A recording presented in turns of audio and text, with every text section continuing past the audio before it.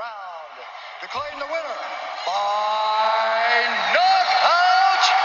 And now, and again, the new undisputed UFC light heavyweight champion of the world, John Bones Jones.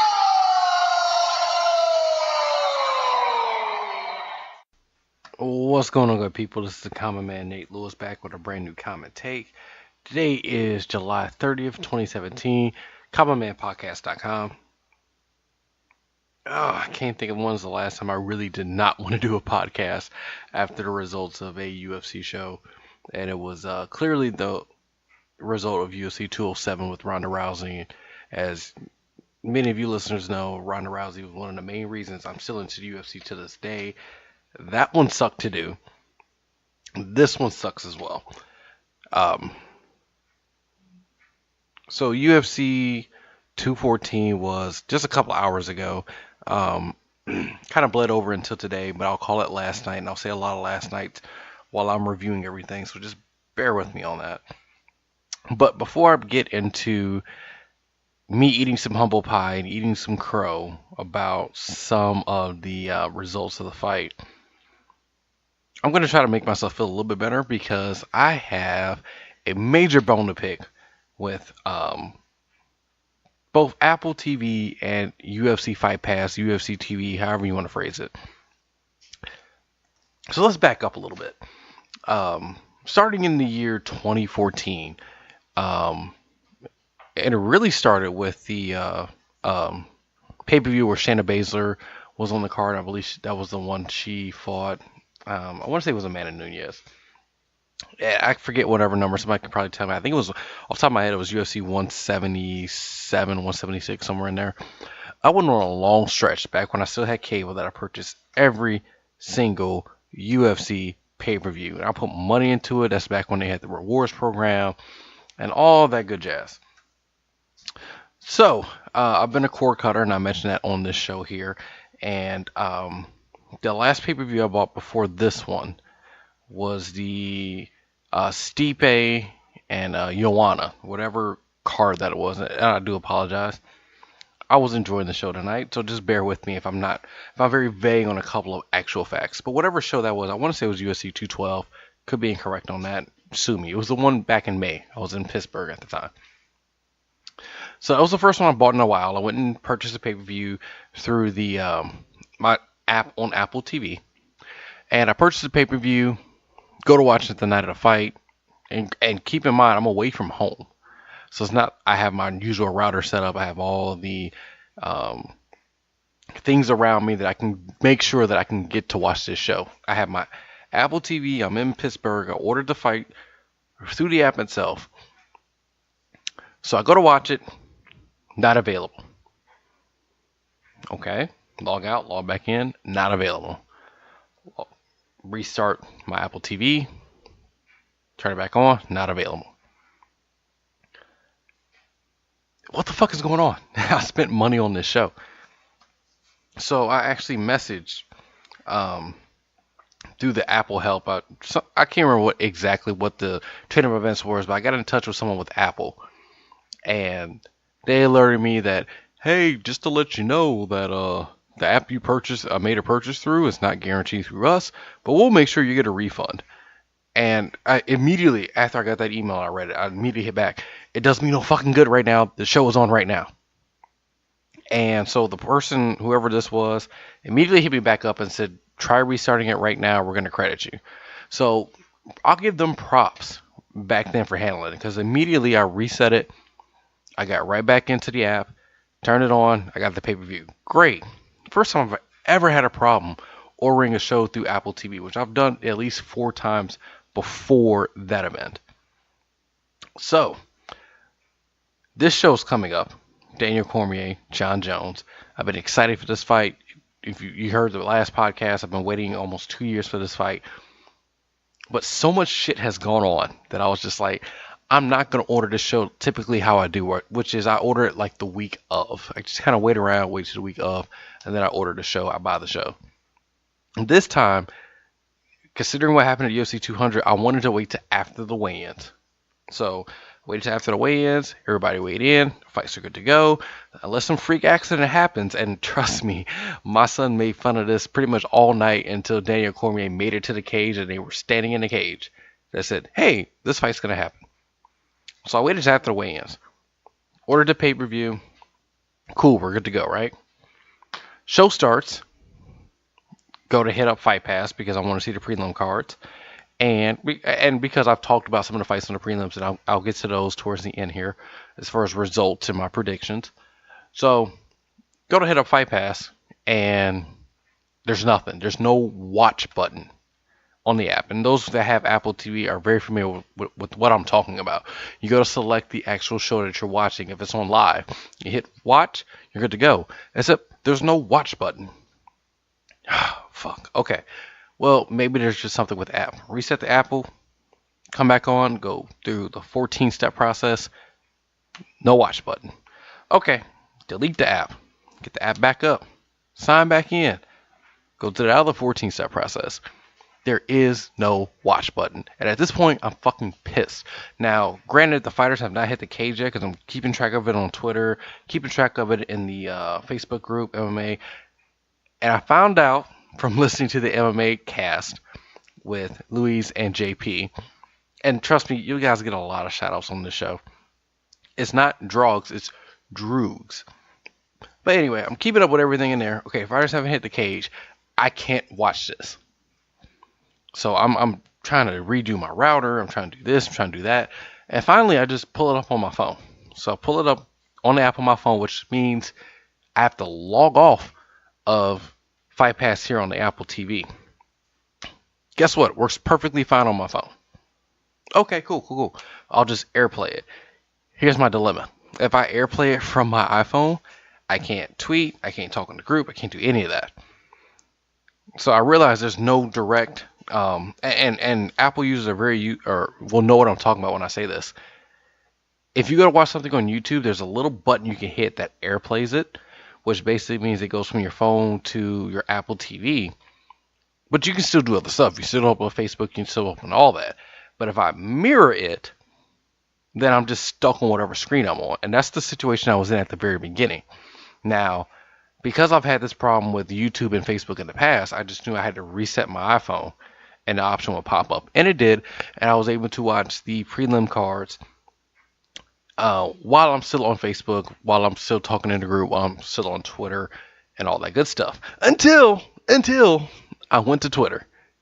And for whatever reason, I don't know, it's because there's guests playing on my timeline or there's videos playing on my timeline, but every time I open up Twitter, I am unable to then stream or AirPlay it to my Apple TV, which means I can't watch it on my 55-inch TV. So, cool. This is just the prelims, not that big a deal. So I get it through the Fight Pass stuff. Now, as far as the other part of the prelims, which took place on FXX Testacion, I was able to go to the Fox Go app on my Apple TV. That worked perfectly fine. I know there's some people, and I read it through my timeline recently before I started recording this podcast. Finding FXX was a major hassle for people, and I truly apologize. I tweeted out that you can use the Fox Sports Go app. There were some people who mentioned that,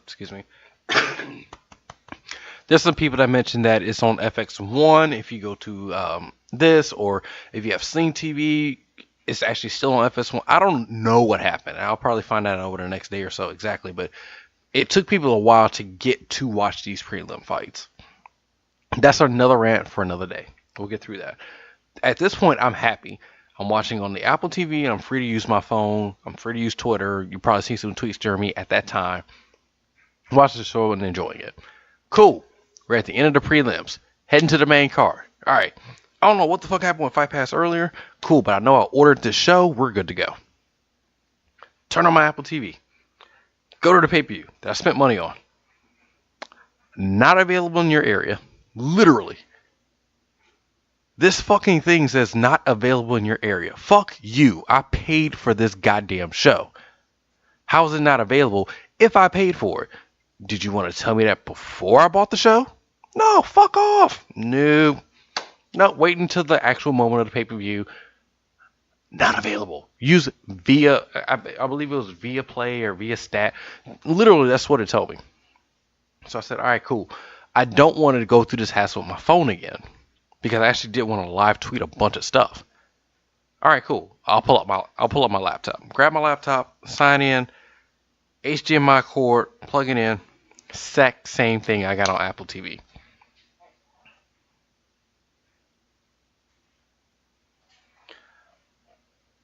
At this point, I still don't know what's going on, and currently in my present state of mind, I'm not in no condition to call or bitch or complain or send an email to anyone. I'll save that for in the morning, but you have no idea how infuriating this was. So I've done it. I've gone through Apple TV, can't get the pay-per-view. Gone through my laptop, can't get the pay-per-view. Log back in on my phone, couldn't get the pay-per-view. Now at this point, again, I said, you know what? I don't know what to do. I'm about to fucking freak out. It is 9:02. I know there's no fighters in the cage right now. But what the fuck is going on? I spent money. Somebody's about to feel my fucking wrath. Well, as it turned out, I reset my iPhone.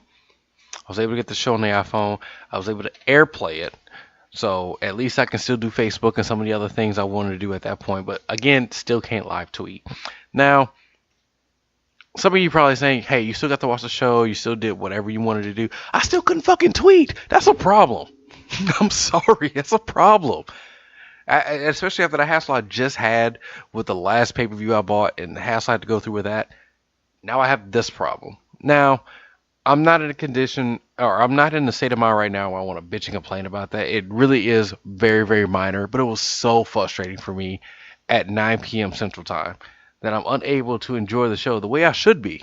Which is, I bought the show, I bought it through this app on my Apple TV. Why the fuck can't I watch it on my Apple TV? But I digress. I've already spent way more time on this than I thought I would. I'm almost 12 minutes into the show, and I haven't talked about the fights. So let's get to it. And we're going to start talking about the main event, and I'm going to eat some humble pie here. Daniel Cormier defended his light heavyweight title against Jon Jones. If you listen to any of these shows previously, I've given the background, how many times it's been start and stop with these two. These two have gone on press conferences. People have done promos. We know what's at stake here. And if you haven't listened to the show before, I am on DC's side. I think DC is a great person. And I'm going to get more into this after I run down the card, because I'm going to save some of my rant about, I shouldn't even say a rant. I'm going to save some of my feelings about outside of this fight to at the very end of this podcast. But I was very much a DC fan. Now, my setup here, after I got everything set up, my son's here, my wife's here. They are, I wouldn't call them, my wife is very much a casual UFC fan. She will watch it to come just hang out with me. She knows quite a few of the fighters. She has her favorites. And she's really only geared for the big shows and for the people she knows and likes. One of those people happen to be Daniel Cormier. She loves Daniel Cormier, not a fan of Jon Jones. My son, on the other hand, is maybe a step in between that. I know there's always this argument about casual fans versus hardcore fans. I always called myself the most casual fan, but I guess I am teetering on being a hardcore fan. My son is, take your most casual fan, go the next step up. That's where my son is. My son was rooting for DC tonight. So the three of us are here watching this main event, rooting for DC. DC's coming to the octagon, and we're just, I hope he wins. This is very different from the setup I had for the Ronda fight, which is those two thought Ronda should win. I was a little bit nervous. Tonight, not only were we all rooting for DC, we actually thought it was going to happen. Now, as this fight starts, I'm not going to go round by round. I'm not in the mental capacity to do that. But as the fight is getting started, there's little things my wife's pointing out, my son's pointing out, and it's just, oh, DC's trunks, what the fuck's going on with him? Why is he pulling them up? Well, his trunks are a little bit too big for him. Oh, well, why is Jones doing this? Why? Just little stuff you get when you're around casual fans. As the fight is going, the first thing my wife says to me, and I laughed so hard when she mentioned it, which is, why is he able, and by he, she meant John Jones, to kick him at the kneecap? And I about fucking died and said, it's a legal kick. I like to call it a pussy kick. She kind of looked at me because I said it in front of my son, but she got exactly what I meant by that. Then became the thing where I saw Jones's hand kind of, his fingers were extended, and I go, what the fuck? And let me get this out the way. It wasn't like Jones was sitting out there with his fingers extended the whole fight. They were just, it would happen at a moment. I would bring it up, and my wife would go, why is that a big deal? I was like, because he pokes motherfuckers in the eye. And her response to that was, I hope DC wins tonight.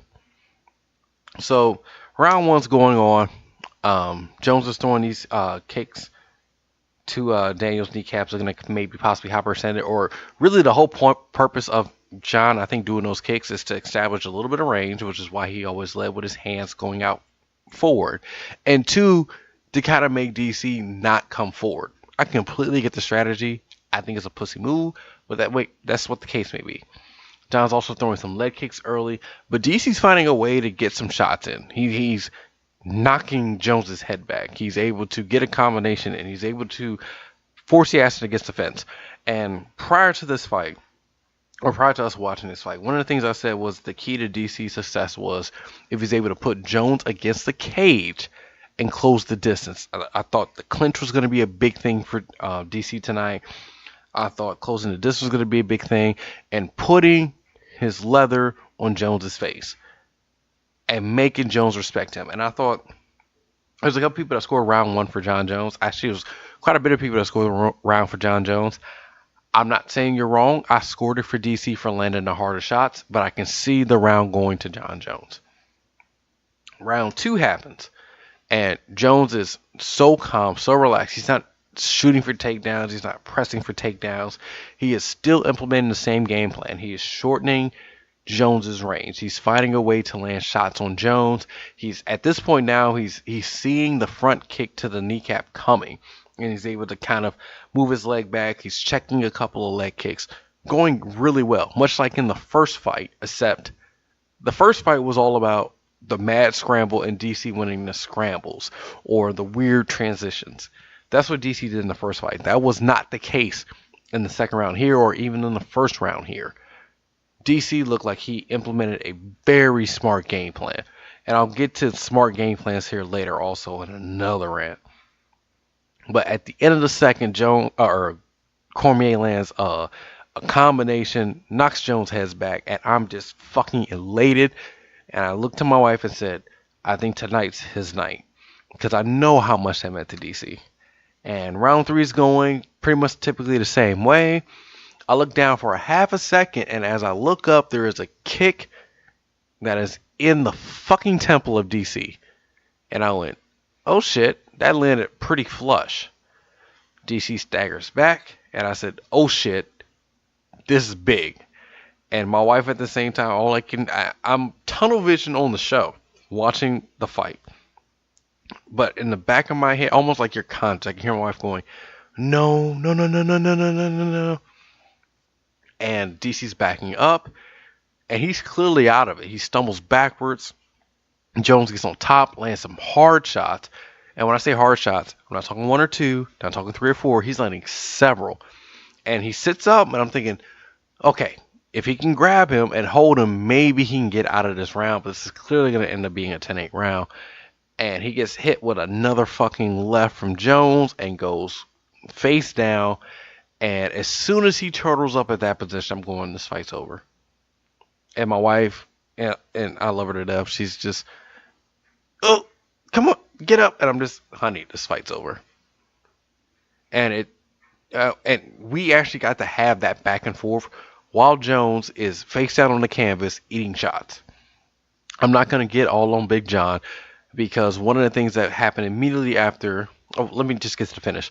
So Jones is on top. DC's basically on all fours, just eating shots.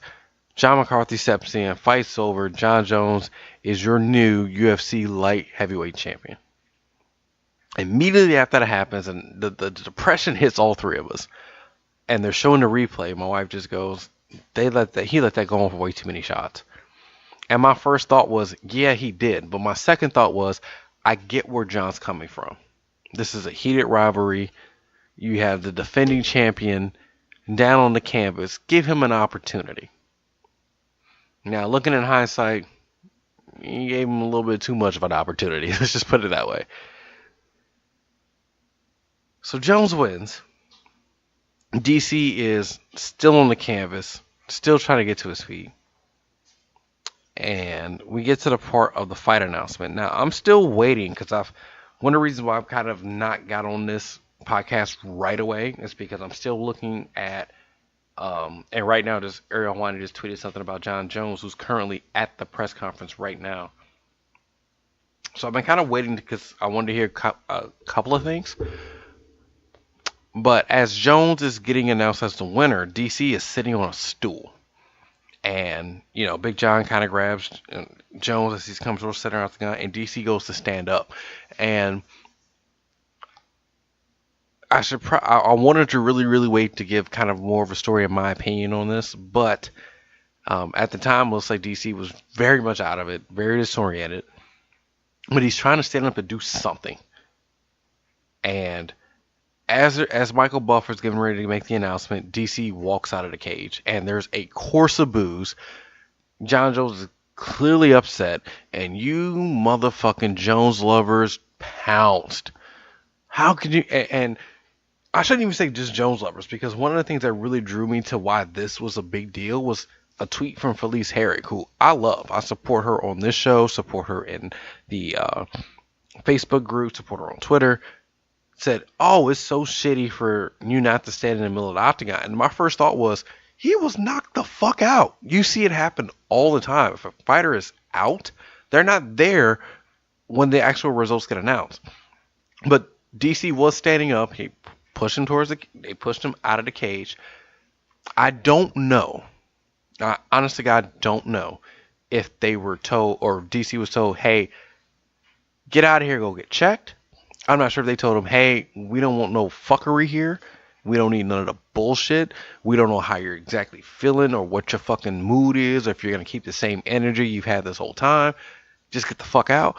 Or if DC said, I just don't want to be here for this guy taking my title after everything I put through it. Have gone through in the last 2 years. I don't know what the story is there. I was hoping to get some type of answer at the point of me recording the show. I don't have one, but there was a lot of people who immediately jumped on DC's unprofessional, and I'm just saying reserve judgment. Now, if I get proven to be wrong, well, I'll just go back and re-upload the show with this part taken out of it. But if any of those other situations were the case, yeah, lay off, man. This whole everybody needs to be professional at all times bullshit with two people who really do hate each other. Y'all take that way too far when the fighter you want to win wins, or when the fighter who you don't want to win wins and you feel they disrespected the challenger. Just get off your high horse. I get what your narrative is, but not everything is through your rose-colored glasses. I'm sorry. But so Cormier's getting pushed out the cage. John gets his title. My son takes off. Jones is doing his post-fight interview, and I'll get back to that in a second. My wife's listening, and as she's just going, "Oh, get up! It's not whatever." As Jones is emotionally kind of sprawled out on the canvas. Now, going back to Jones' post-fight interview, Jones thanks the fans. He thanks his haters. The typical stuff you should do. And he gets to the point where he's talking about Daniel Cormier. At this point, Cormier's back in the octagon. He's clearly upset. And more on top of upset, he's probably concussed. More than likely concussed. And he's weeping. And Jones takes the opportunity to say, I want to be a man just like him. He's an excellent guy. He has carried the banner of the title. And then this is where I got to take issue with your DC fans at this point. Jones is being so fucking fake. It seems so fucking insincere. Let me pause here for a second. And let me take myself outside of being a DC fan at this point. I actually do think John Jones meant everything he said in this post-fight press conference. And the class he showed, I think all of that was legit. Because let's go back to the actual rivalry between these two. Let's literally go back. There are some very, very personal issues here. DC's not a fan of everything John Jones has done to cause trouble and to basically besmirch the UFC. Jones sees DC's just a pussy. Got it. That's how I feel about each other personally. Professionally, they both seem to really respect the other. But as much as Jones is giving DC shit about being a paper champion and you're a pussy and I beat your ass and I put my hand on your head and you lost and all that, Jones has to, I'm pretty sure Jones has looked in the mirror maybe multiple times over his last 2 years and just gone, everything DC has said about me is either 100% true or there's a lot of truth to it. I have fucked up. I did spoil our fight at UFC 200. I did get in trouble with the law. I did get test positive for cocaine. And he's come out and admitted, I've done cocaine the weekend before I fought you. He's right. I just don't like that he keeps throwing it in my face. So fuck him. But he's right. So I think in that moment, it's just, he was so happy to have finally put all that behind him, and he has the belt back around his waist. He's back to being the light heavyweight champion. People are putting him back on GOAT conversations. He's back in pound per pound best fighter, which is what he said he really wanted to be, which is the best fighter ever. He can put all that aside and just go, DC was right about just about every damn thing. And I overcame all that, and I am the champion. I truly do believe everything you heard in that post-fight was 100% truthful. And if I'm wrong on that, I can come back here and delete the fact that I just said this too. But I had no problem with this post-fight press conference. What I did have a problem with, and Joe Rogan got into this later on, but they're doing all this, and I'm just going, okay, DC's on the octagon, they'll shake hands, they did all that. Joe Rogan goes to interview Daniel Cormier. I'm not a fan of interviewing the loser of a fight unless it's a very close decision. Something like that, where it's just like, okay, this fight was close. Either one of you could have won. What do you think happened? I'm all good with interviewing the loser there.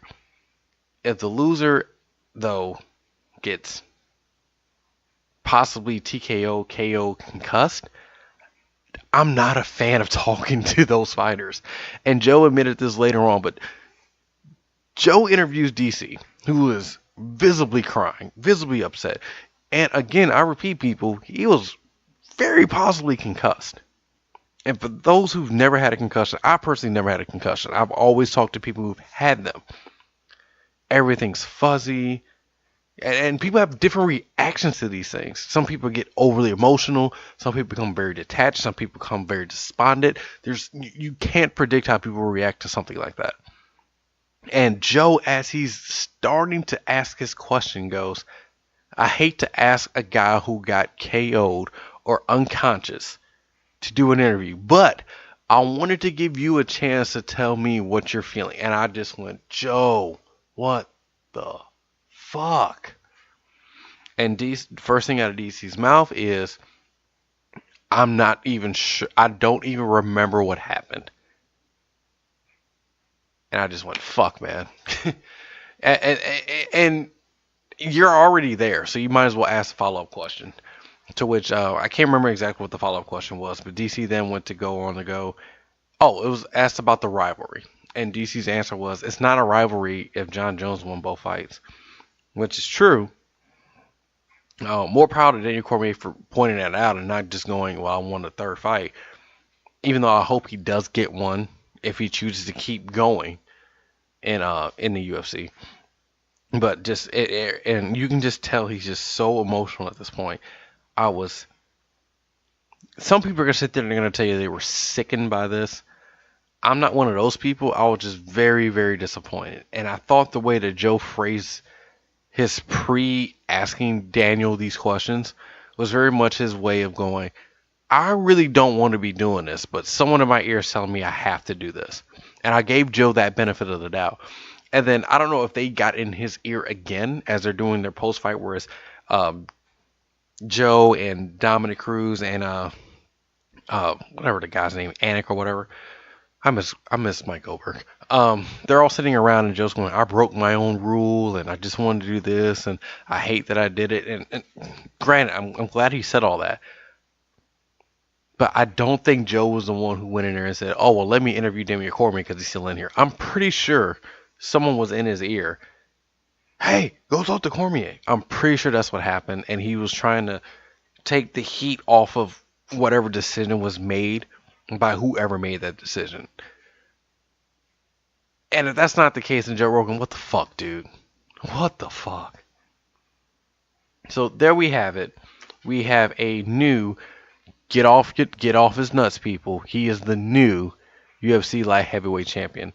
And I had to eat a lot of crow on this. I had to go to message boards and had to say some pretty grotesque stuff as far as shit I didn't really want to say as far as GOAT conversations. But I had to admit that John Jones was a GOAT in a lot of different forums. I had to leave a voicemail on my boy Gray's phone, who's in the Facebook group. That was humiliating. I was pretty upset about that. And then as I'm getting ready to do this show, and I'm waiting on more news about kind of what happened in the post-fight, people are already on DC's Instagram page and tweeting him shit. And it just, your guy won, congratulations. But as Chris Rock said, where's your OJ prize? You got nothing. So leave the fucking man alone. I hate how people are sometimes after a win. I'm sorry. If DC would have won, the last thing I'm thinking about doing is going to John Jones' fucking Instagram page and giving him shit about it. That's just me. Trust me, that's just me. And when Ronda won, and the biggest example I can think of this person that I can guarantee you that I've never ever been that person. When Ronda beat Miesha Tate and there was no handshake, and I was just like, fuck you, Miesha. You got the shit you deserve. You was talking all that shit. You said you would shoot yourself in the fucking face if you got an armbar. I just celebrate the fact that Ronda won. I didn't feel the need to go to Miesha Tate's fucking Instagram or Periscope or Snapchat or any of that shit and give her shit about it. Just enjoy the fact, if you're a Jones fan, Jones, all the power to him, man. Just incredible performance after being out for so long. Beats the guy who was the champ, and maybe we can put him in a conversation for top 5 light heavyweights of all time. Comes in there and gets it done. Celebrate that. Leave DC alone. But that was the main event. And then we had the co-main event, Tyron Woodley versus Damian Maia for the welterweight title. Man, I said on this show that I thought Tyron would win this fight. I thought it might end quickly, and I also pointed out the fact that this might be a very boring fight. As this fight started, I said, yeah, this is going to be the boring fight. I got to sit up in my chair. I got so much shit to say about this. So, I'm not going to repeat a lot of what I said about Tyron Woodley in my last podcast, where I pointed out the hypocrisy from a lot of people who give Tyron so much shit. Whether it's he cries this, he's ducking people, he's a fucking racist, all that shit aside. And I thought, okay. And I thought this with the second Wonder Boy fight. You know, he's coming out there, he's fighting the guy that all of you said he was ducking, and he's not deserving of fucking this and that or the other. And I told so many of you watching that very first fight, and I said it on this particular podcast. I said the very first Tyrone and Stephen Thompson fight was boring, save for 2 rounds when Tyrone whooped his ass. So you got the rematch, and everybody pumped up the first fight was so great. No, it was a round and a half of great and 3 rounds of bullshit. So you get the second fight, and guess what? Woodley does pretty much exactly what he did in the first fight to win him the first 2 rounds, save for a major knockdown. And Tyrone wins the fight. Oh, this fight was so boring. No, Tyrone had the same fucking game plan. The exact same one. He just didn't get the knockdown. Oh, well, he won't fight Maia. Well, he fought Maia because the UFC put a contract in his face. You're fighting Damian Maia. He fights Damian Maia. A fucking brilliant Brazilian Jiu-Jitsu fucking legend. Guess what? Don't go to the ground with him. Do not go to the ground with him. There's been people with excellent pedigrees in wrestling and jiu-jitsu, or I'm sorry, yeah, jiu-jitsu and judo, who have been made to look like bitches with Damian Maia. Damian Maia is the fucking truth. So guess what? Tyrone said, fuck that. I'm not going to the ground. And not only am I not going to the ground, I'm not going to give him an opportunity to get me in a clinch to take me to the ground. And he pulled off a beautiful performance. Absolutely beautiful performance by Tyron Woodley. He was first on just about every exchange. He avoided getting cracked himself. He went 24 for 24, or maybe 23 or 23 of takedown defenses. Think about that. Think about if you were in the street right now and somebody went to take you down in the street, how likely are you able to defend that and not end up on your fucking back? Now imagine that person doing it 23, 24 fucking times.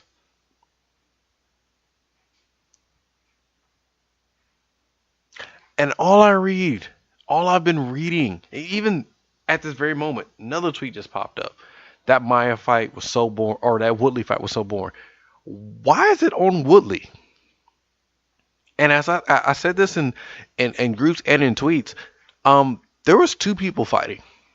The guy that won implemented a game plan of not getting taken down, landing first, doing enough to win rounds, and keeping his belt.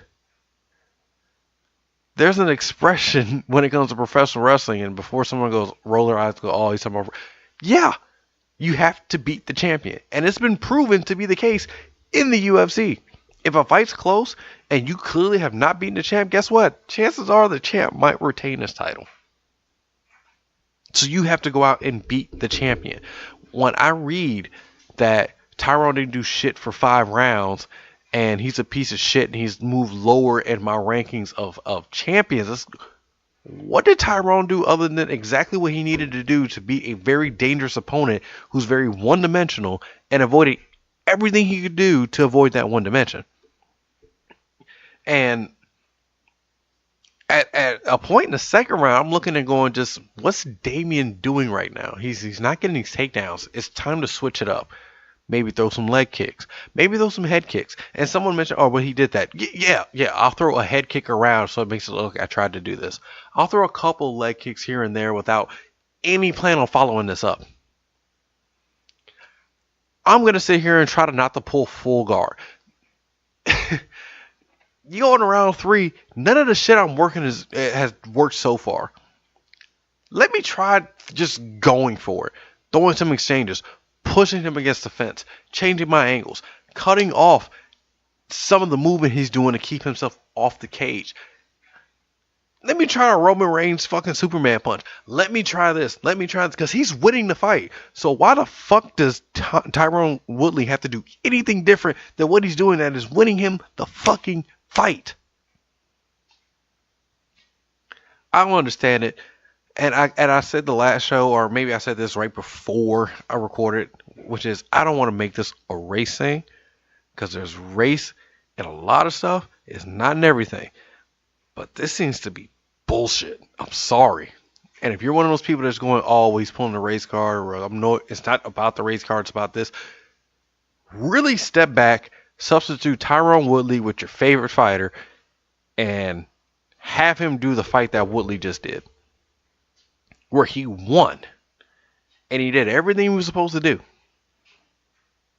If you sit here and go, well, my fighter wouldn't do that, fuck you. Tweet me at Common Man Pod. Hit me up on the Facebook group. I guarantee you your favorite fighter has done something very similar to this, where he's implemented a game plan to avoid a one-dimensional fighter. Guarantee you. And he did not do it nearly as well as Tyrone Woodley did it tonight. That's your problem. Now, I don't even need to go over this round by round. It was 5 rounds of Tyrone Woodley expertly avoiding a takedown.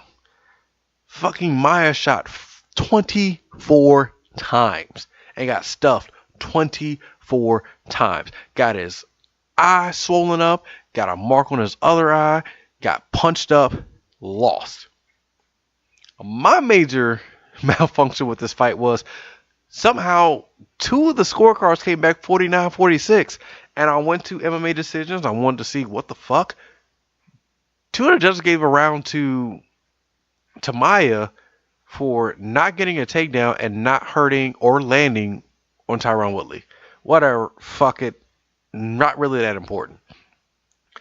But what I do want to address real quick is the people who are crying, oh, Woodley grabbed the cage and Maya would have gotten a takedown, and the referee he warned Woodley and he should have taken a point after he warned him. And as someone pointed out, after Woodley, yes, Woodley did get told, grab the fence again, I'm gonna take away a point. Someone went back and looked at the fight and said it happened twice. Woodley still wants to fight. Now, if you want to say, well, if he didn't grab the fight, he would have got taken down. What in those 24 attempts showed you that Maya would have been able to take him down? What? Get the fuck over it. Woodley trained his ass off of this fight to avoid a takedown. Avoided the takedown. Landed the harder shots. Won the fight. At Common Man Pod, hit me up on Facebook. Hit me up on Instagram. Give me your shit. I'll knock each and every one of those down. Incredibly boring fight. Thought it would be boring. Tyron Woodley gets the win. Now we'll see what's next for Tyron. The third title fight on this card, Chris Cyborg, Tanya Evinger. As you heard on my show last night, I was rooting for Tanya. I was not naive to the inevitable. And we get out here, Tanya and Chris meet in the middle of the cage. So moving around, Chris lands a shot, and Tanya is looking to see what she can do to extend this fight, possibly wear Cyborg down. And that was the story of the fight, was basically Tanya trying to figure out what the fuck she can do to extend this fight, to possibly tie her out Cyborg, to possibly catch her. And you can tell immediately when everything that Tanya was working for kind of flew out the window. There were several times when Tanya dipped her head, pulled her right hand over her head, and just swung wildly. That was, fuck, I hope I catch her. I'm going to give Tanya so much credit for taking the fight. 10 pounds higher than the division you fight in. Now, some people say it's on short notice. Kind of, yeah. Kind of on short notice, kind of. Against possibly the greatest women's fighter we've ever had. I'm going to give Tanya a ton of credit for that. I'm going to give her a ton of credit for avoid taking any major damage. She left no room for Cyborg to go Cyborg on her at any point. In the third round, she gets caught with a knee. She goes down. She eats, I think, 2 shots, and that's the end of the fight. The referee stops it. Now, I think it was a good stoppage. I'm not going to disagree with the stoppage. Tanya, in her post-fight interview, I did get to at least watch that, didn't disagree with the stoppage. I haven't seen anybody say it was a quick stoppage, so everything seems there to be clear. Cyborg is your new UFC Women's Featherweight Champion. Her contract expires in a couple months. She said in her post-fight press conference interview that she's not sure if she's going to resign. We'll have to wait and see. I guess this is a notch in the feather of Cyborg to say she was a UFC featherweight champion. Kind of one thing that Tanya said during her post-fight presser that kind of went, what the fuck are you talking about? Which a reporter asked her, in a very broken English, and I barely couldn't pick up on it until like the third time he repeated the question, which was, can UFC build on a 145-pound division? To which Tanya said, yeah, you might want to sign up all these girls before they basically go everywhere else, but I mean, if the girls will come eventually. To which my reply was, well, no, the fuck they won't. There's no pipeline of 5, 6, 7 women who are at least competitive with each other, much less will be competitive with Cyborg. This 145-pound division, maybe in 4 years, could start to be something. Cyborg don't have 4 years. Who the hell is Cyborg supposed to fight next? I made a suggestion. I suggested get Holly Holm in there. Because what Tanya did do very effectively in this fight was every time Chris wanted to close the gap and go on, and her corner told her this, when she was trying to load up in round 1, Tanya was able to grab her. Tanya was able to, put her off, avoid the shots, and clinch and possibly look for a takedown. She was very, very patient in this fight. She made Cyborg look very human in this fight for long stretches of time. And my first thought was, well, hell, get Holly in there. Holly's the most patient person I know. She's going to throw a bunch of fucking leg kicks and kaya and all that shit. And it might end up being a pretty goddamn good fight. But other than Holly Holm and Megan Anderson, who, y'all know sort of there why she didn't fight tonight. Who else is there that Cyborg hasn't fucking obliterated in Invicta already? The people that are in Bellator, Julia Budd and all those, they're not coming in. So it'd be very, I want to say I'm absolutely intrigued to see what happens when we get closer to Cyborg's contract expiring. But not an entertaining fight, kind of what I thought it would be. Tanya did get a lot of kudos from a lot of people, and I've been reading that all over the place. And I'm glad she's getting the recognition that she's a tough fighter. I'm glad she's getting that. I'm disappointed that she didn't get a chance to really showcase what she brings to the octagon, because she's a very talented fighter. I wish she could have showcased a little bit more skill, and I hope UFC brings her into 135, but she should have been in at 135 in UFC for years now. And hopefully they bring her back to keep her in the division, and this won't be the last time we see Tanya in the octagon. Now, last night I gave my Birdman hand rub. I'm gonna bring it up now because this fight lived up to it. We had my boy Robbie Lawler, former UFC welterweight champion, versus Donald Cerrone, and what a lot of people were saying should have got a lot more press. A lot of people were saying it was going to be a fight of the night just when it was announced. A lot of people were very, very into this fight. So this fight starts, and again, like I said, I watched this pay-per-view with my wife and my son, who really were just there for the main event, but basically my son really cared about the main card. And there was a couple of the fights I think he stopped in and watched. He came in right before this fight started, and I said, sit your ass down, enjoy this fight. Referee starts the fight, and Robbie Lawler is just, I give two fucks.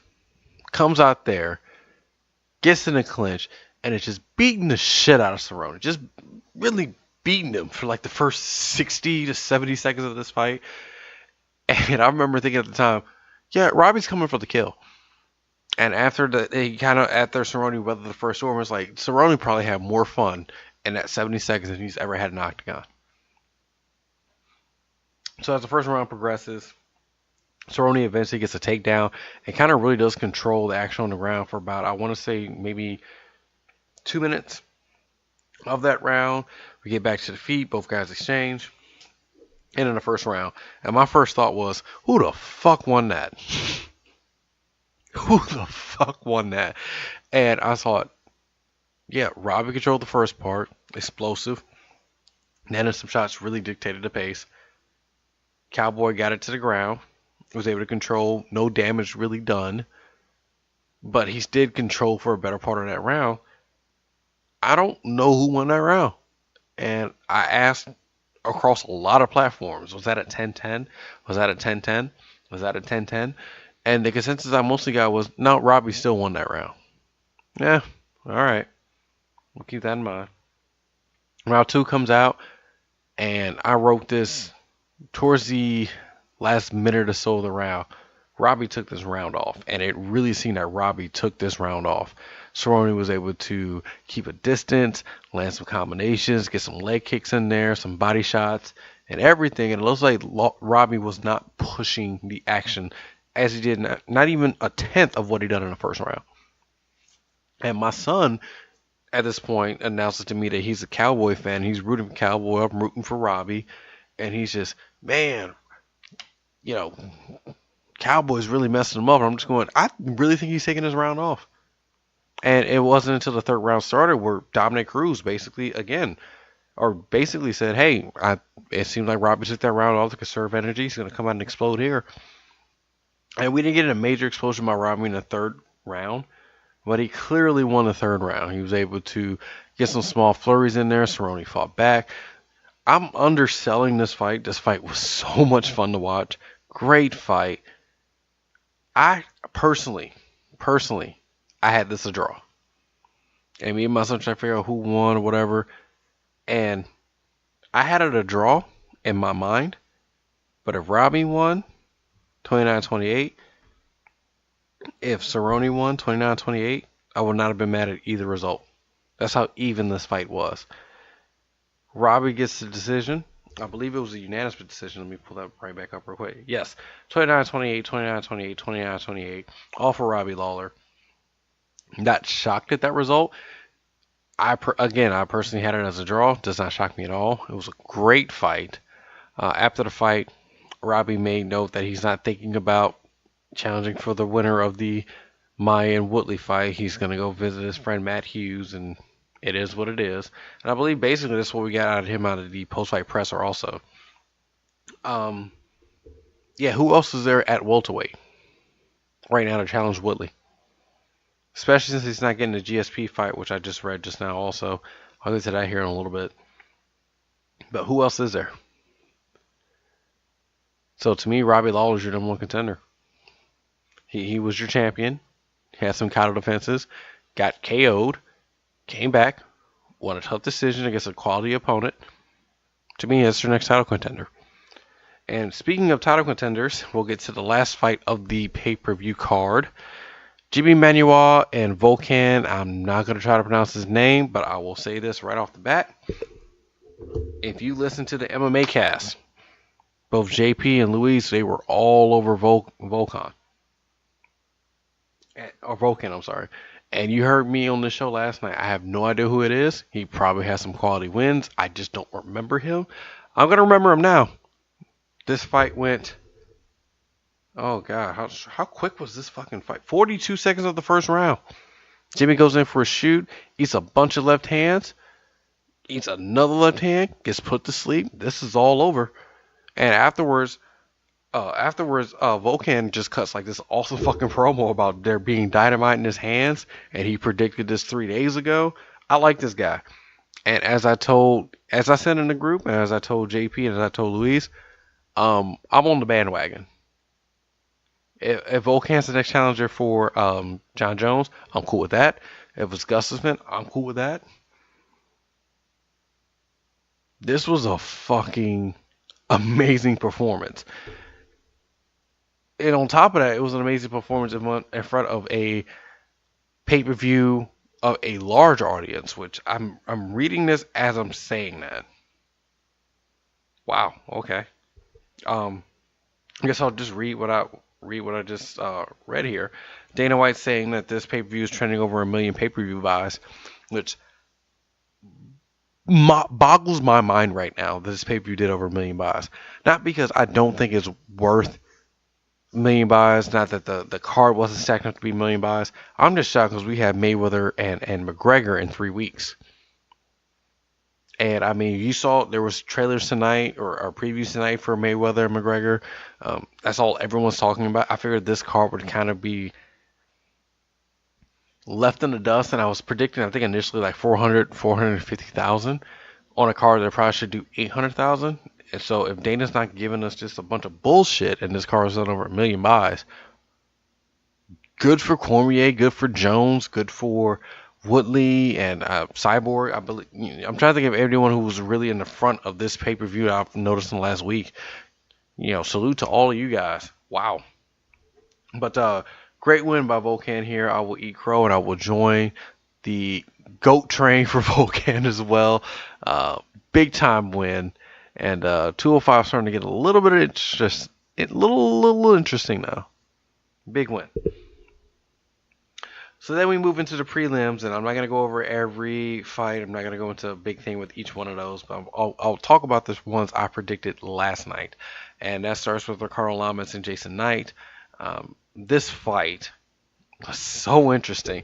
You got Hick Diaz, which I could not believe I could not remember that Jason Knight was Hick Diaz last night. I fucking love Hick Diaz, and I made a prediction on across a couple other platforms that, yeah, I'm going for Hick here. Definitely. And as the fight started, Hick gets put on the ground, scrambles really well. It's going for a couple of leg submissions, which are just fucking brutal to watch. And Ricardo's able to fight off all of them. Just able to fight off all of them. And finally, Jason's on his back. Ricardo's on his feet. And Jason goes to get up.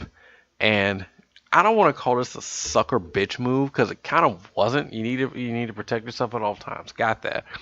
And it wasn't even like it was as Jason was like getting to his feet where like a hand was still on the ground or anything like that. He was stood up, but he turned his back to Ricardo. Ricardo fucking cracked him. Jason was on Dream Street and Ricardo just did not let up. Eventually gets the TKO victory. 4 minutes, 34 seconds in the first round. Ricardo Lamas gets the win. Would have been a big win for Hick Gracie. It's a big win as it stands for Ricardo Lamas. Just, great. That 4 minutes, 34 seconds, very action-packed, fun fight. And then we had the catchweight fight between Aljamain Sterling and Renan Barão. This fight, I'd love to see what the ratio of leg strikes versus strikes with the hands for Aljamain, because I'm thinking it's going to be somewhere around 57.2 to 1, because this fucker threw nothing but kicks and got takedowns. I know a lot of people, and I was reading up on this as this fight was happening, and as I was doing the predictions, I was like, wow, this fight's on this card. And as I was reading around, people were saying, Renan was done, and situations like that, and he's fighting at 140 now. Maybe he can get back down to 135, but weight's always a problem. I looked at this fight not so much as a referendum on Renan, but more of a Aljamain could be really, really good. He needs to fight more, though. There were times where Aljamain was clearly outclassing Renan and probably could have got a finish in a lot of this, and just didn't get it done. Clearly won the fight. Judges' scorecards had it 29-28, 29-27, 30-26. There's some weird ass scores going on there. I dove into it earlier. I went and looked it up exactly how referees had this scored. I had it 29-28. I think I had it 29-28. Aljamain clearly won the fight. No thing there. Buy a house from him. He's in the real estate business. If you're in the Long Island area, buy a house from him. Man can be a star. Good fight. And then going to the preliminary cards on Fight Pass, we had Alexander Albu and Kaylin Curran. I said last night, Kaylin had the UFC experience. Albu was undefeated. One thing that really stood out watching this fight is how fucking strong Albu is and how fucking tough Kaylin is. And Kaylin's, it's weird to me because, I shouldn't say it's weird. Both ladies showed off exactly what I thought were their strong suits in this fight. Albu was stronger. Kaylin was craftier.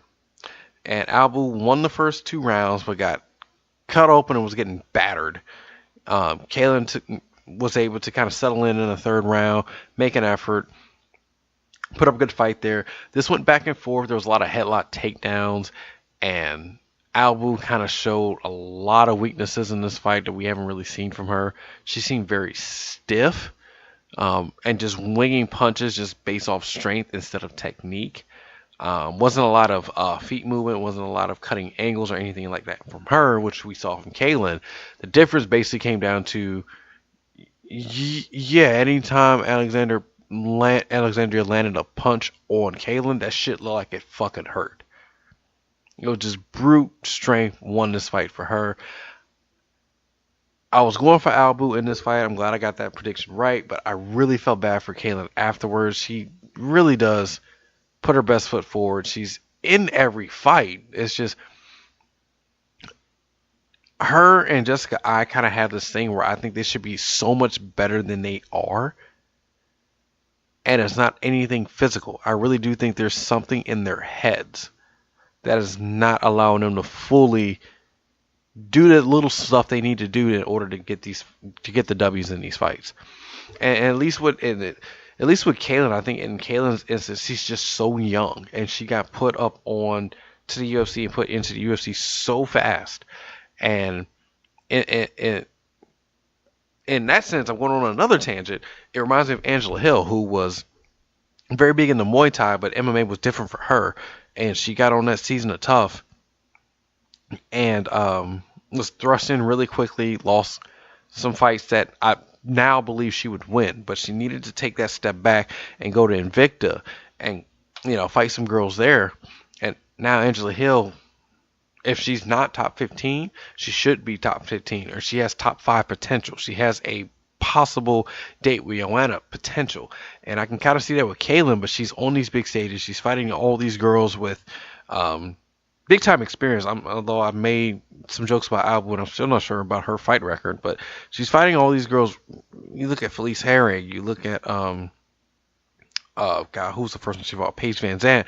She fought Alex Chambers, which people give Alex Chambers a bunch of shit for being a weak fighter. Alex Chambers has a shit ton of experience in the octagon and in MMA, and Kaylin's been thrown to the wolves in that sense.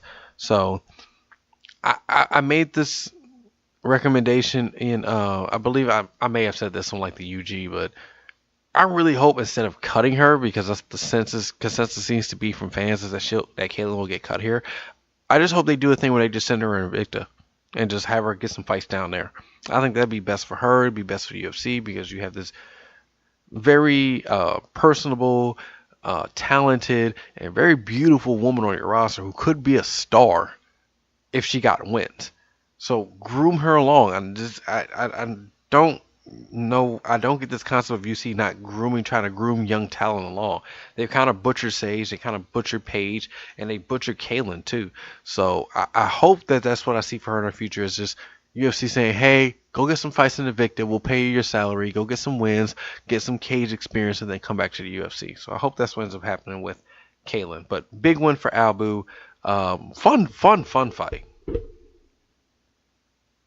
And then lastly, we had Drew Dauber versus Josh Berkman. I didn't spend a lot of time on this last night. I didn't think I needed to, and the fight went almost exactly how I expected. No disrespect to Josh Berkman at all. Any person that steps in the octagon is a bigger person than me. Could probably kick my ass, but I thought Berkman was done before. He gets fucking... I'm trying to remember if it was a right or a left.